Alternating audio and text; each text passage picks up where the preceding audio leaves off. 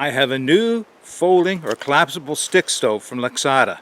If you want to see what it's all about, stay tuned. So the Lixada stove that I have today is something that I found on eBay. So it came to me from China, and this is what it came in, is this small, nice nylon pack. And interestingly, the pack is actually bigger than it needs to be for this stove. So the stove is an interesting design. It's not an Lixada original, which is not surprising. Lixada is a company out of China that tends to copy successful stove designs by other makers. And that's in fact what they did in this case. Now, you may be familiar, or you can certainly find on the YouTube or through the internet, a company known as 180 TACK. And 180 TACK make two stoves right now. They have the original 180 TACK, which is a three-sided stove, and they have a second one which is also a three-sided stove, but it's a little bit smaller in design. But before the smaller one designed, they had another stove which was formed into a V, so it was called the 180 VL stove. And that is what Lixada chose to copy. I believe they've also copied the 180 TACK, the full-size one. I don't have that, but right now I bought the smaller VL because I wanted to see if it was a design worth trying. So what you get in that little package are two pieces of metal, the sides to the stove, and two cross braces that will go on top. Very simple design to assemble. Bring them in the right orientation. On the end of each of the pieces there is a notch and a protrusion that will slide into that notch, and that's it. There's the stove more or less assembled in its V formation. Now to complete the stove you do have to put the cross braces on. So the cross braces, and I'll slide them into position, give you a little bit of a close-up.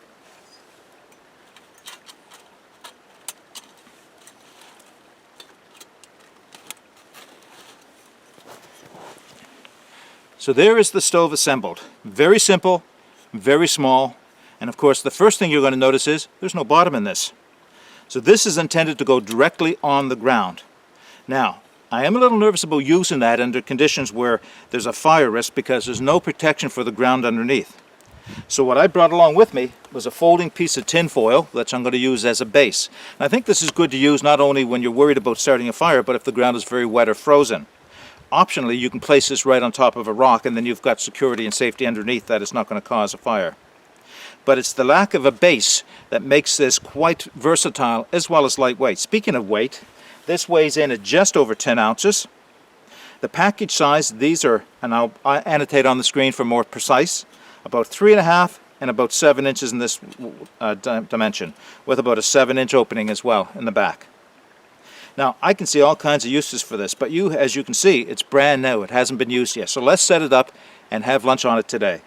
Okay, so where I'm set up today is I'm on the very south end of Ash Lake in the Blue Mountain Birch Cove Wilderness. And the little spot that I stopped is a place that I've stopped a few times. Actually, in my very first video a year and a half ago, this is where I stopped to have lunch. I don't come here very often, but it is a nice spot, and it's very near the lake. You may be able to hear the water in the background. There's an existing fire pit here set up on top of a large rock, or granite rock. Problem with it today is that it's all frozen. All the ash and everything is frozen, and what's not frozen is just soaking wet. So I've moved to the front of the fire pit and cleared away with my foot a little bit of a space there. But this is a good example of where it is safe to use, but at the same time how effective it will be because of the wetness. I'm not so sure. So this is probably a good opportunity to use the little piece of tin foil I brought so that it'll protect the wood that I'm burning in the fire from drawing up too much moisture as it starts.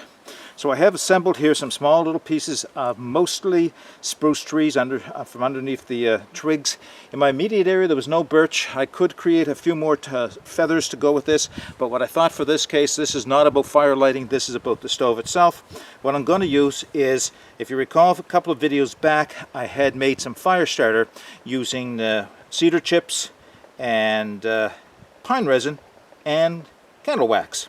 Well, this is just a little off piece of it, and what I did is created a bit of a wick by just wrapping it up in jute twine. So I'm going to use this today, and I think I may be able to start it with, we'll see, a ferrocerium rod. If not, I've got a lighter,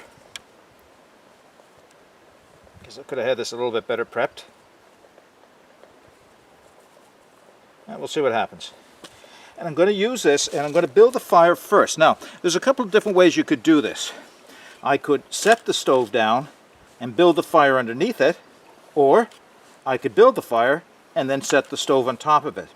For me, at least this time out, this is the way I'm going to do it. I'm going to build a small fire and then set the stove down on top of it, and that'll give me a platform. Speaking of a strong platform, this will hold a lot of weight. Now, I haven't tested it yet, but my understanding from other reviewers of the 180 TACK VL is that it will hold a cast iron Dutch oven. And I have no reason to believe that it won't. If it's set down properly on a good base, it does appear to be very strong by design. So I'm going to start a small fire here, and we'll set this on top, and then we'll put some water on for lunch. So let's get that going. Today I'm going to give it a try. I'm in a little bit of an awkward position to work with the camera, but I'm going to give it a try using my ferrocerium rod and the back of the saw on my Victorinox Ranger wood. And that appears to have lit up quite nice. See if there's enough of a wick to keep this thing going. Hard to see in the sunshine, but so far. Okay, so it was a little slow to get started. It did start on its own. I didn't have to restart it. It took a second. I probably could have processed it a little bit and opened it up some. I made sure more of the jute cloth was exposed and more of the wax was exposed as well. But now that it's going, the wax, the wood chips, the jute cloth, and of course the pine resin, it's starting to go pretty good, and that's going to make a good little fire starter. Now one of the reasons why I wanted to use it today was it just saves a little bit of time from having to do a whole lot of splitting and feather sticking. Not that that's not worthwhile doing, but today I wanted to just save a little bit of time. And two, the wood here, it's been one of those winters where it rains, it snows, it rains, it snows, and today we're in the middle of after a couple of days ago snow, we're in the middle of a melt, so everything is wet, which is fine. That's why you use small things like this, is to see if you can't get a fire going, or at least enough of a fire starter going to dry out the wood and get it going. So putting a small brace behind the fire lighter so I don't lay too much wood directly on it and smother it. I'll start with my small sticks. Normally I'd have a big bundle to dump it right on top, but since this is going to be a wood stove, I'm treating it like a wood stove and just using a lot of small sticks.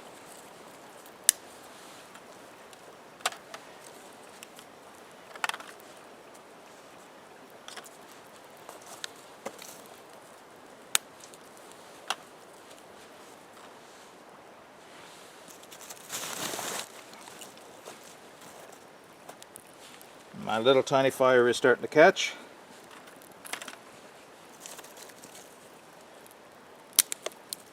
Now, one of the things I've noticed about this design, and I'll point it out again when I lay the stove on top of this little fire, is that because it's open-ended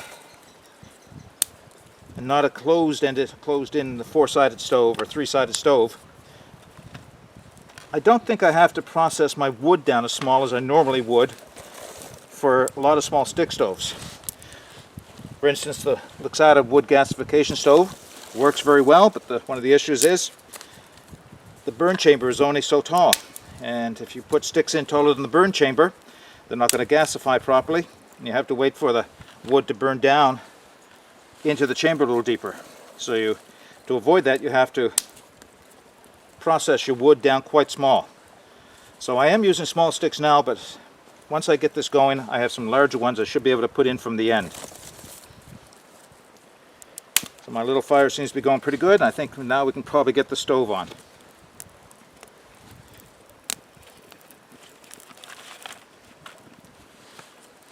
I think that little brace may be in the way. I don't think it's necessary anymore. No. In fact, let's throw the brace right in on the fire.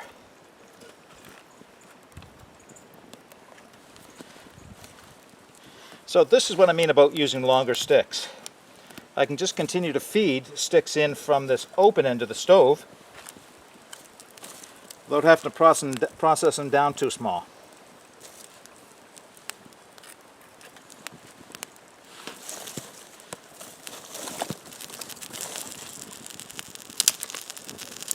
Kind of a nice advantage. So far this seems to be working pretty good.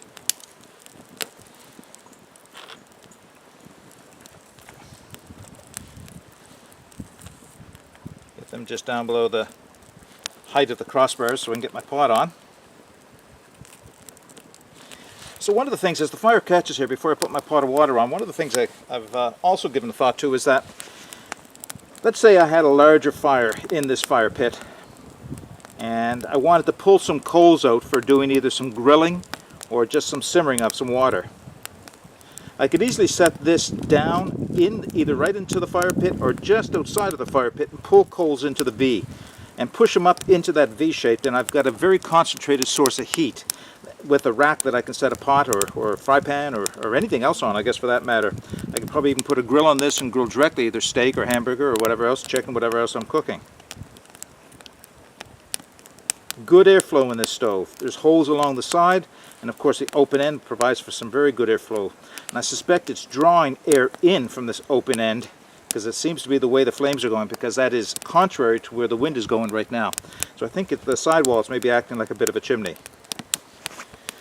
Alright, the flame is getting quite nice and high. I'm going to get my pot on and we'll bring it back in a few minutes. So I thought what I'd do while I was just waiting for my soup to finish cooking here, which is basically just simmering away over the fire, is just to give you, if you can see through the smoke, the fire burning very well underneath the pot in the VL stove, or I'm going to refer to as the Lixada V stove. A couple of the longer sticks that would have been too long for any other little stick stove, except maybe the Emberlit or the Gen 2 firebox stove. Seems to be working out very well. I quite like this. Okay, we'll wrap up in a few minutes after I have something to eat. So when you're finished using the Lixada V stove and let it cool down, and that's one thing it does, because of its lightweight stainless steel construction, I only had to pull it out of the fire just a little bit, and I was able to pick it up, set it over on a stone, and within a minute or two it was absolutely cold. I can't say that of my firebox stove because of its heavy construction, which is a benefit, but because of its heavy construction it does take a lot longer for it to cool down. So to disassemble it, take the two cross pieces off, unhinge the two pieces, a little nylon sack that it came with.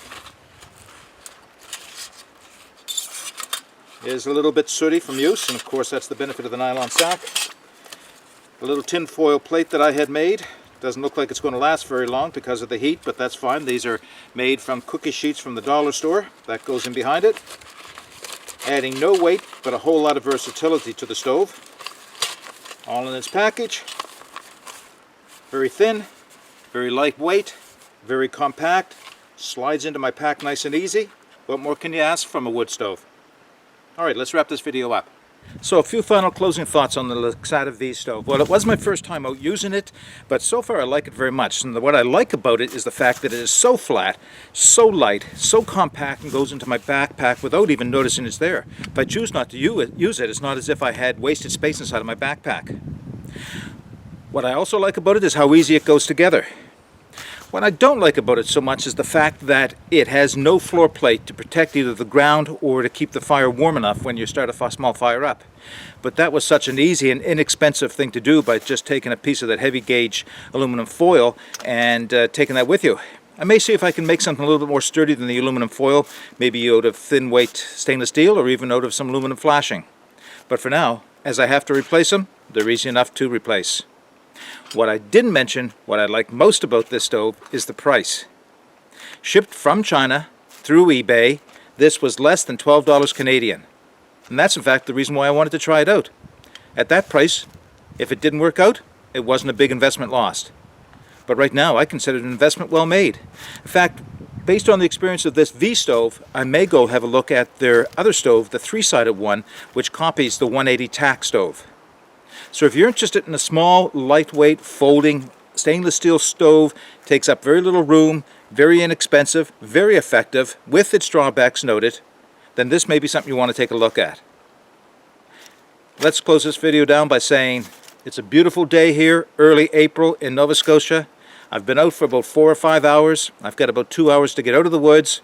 So I'm going to take my time just exploring the paths that go off of the main path because I've got plenty of sunlight left.